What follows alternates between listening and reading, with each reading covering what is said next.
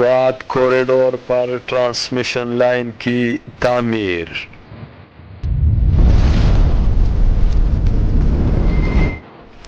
صوبائی حکومت کا فلیگ شپ منصوبہ۔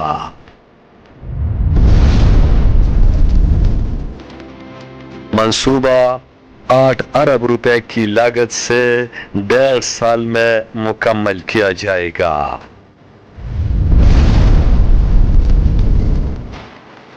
سرمایہ کاری کو فروغ ملے گا۔ سیکرٹری توانائی و برقیات محمد زبیر خان۔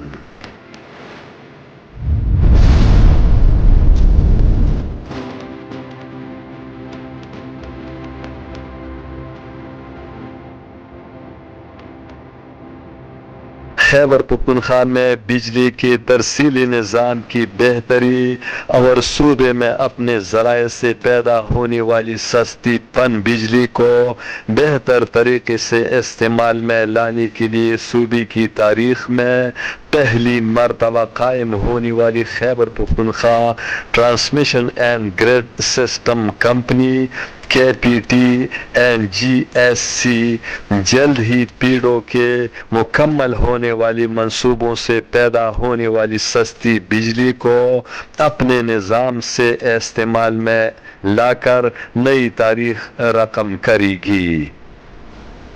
سوات کوریڈور سے 40 کلومیٹر طویل 220 kV ٹرانسمیشن لائن بچھانا موجودہ صوبائی حکومت کا ایک فلیگ شپ منصوبہ ہے، جس پر تیزی سے کام کیا جا رہا ہے۔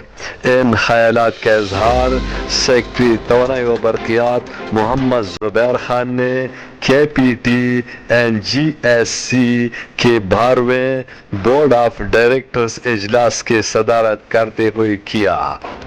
اجلاس میں کمپنی کے چیف ایگزیکٹو محمد ایوب سمیت دیگر بورڈ ممبرز، مشیر Talat Muhammad, additional secretary Abdulhaseeb, director HR and admin PEDO Muhammad Idrees Khattak اور ڈپٹی سیکرٹری توانائی اعجاز اکرم نے شرکت کی۔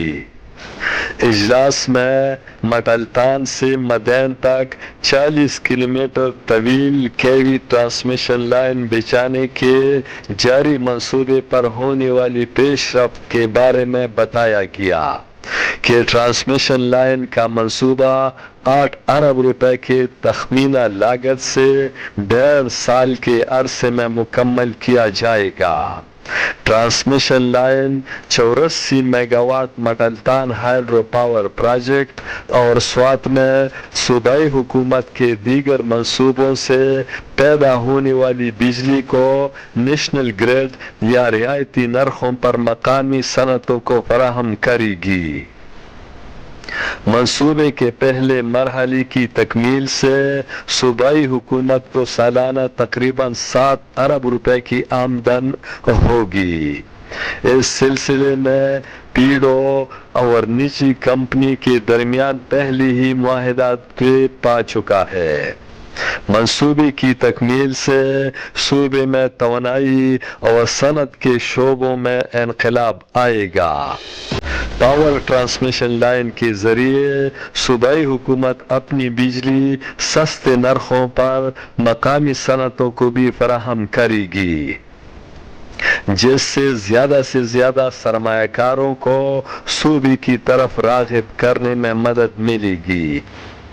اس موقع پر سیکرٹری توانائی و برقیات محمد زبیر خان نے کمپنی کے حکام پر زور دیا کہ ٹرانسمیشن لائن بچھانے کے لیے فیزیبلٹی اسٹڈی کی تیاری اور کنسلٹنٹ کی تقرری کا عمل مزید تیز کیا جائے تاکہ منصوبہ مقررہ وقت میں مکمل کیا جا سکے۔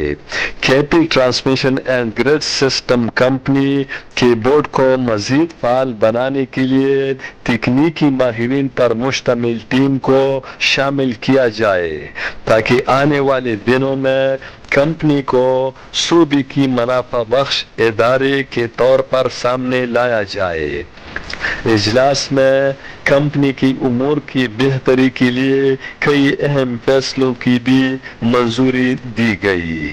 امجد علی خادم، پختونخوا ٹی وی، پشاور۔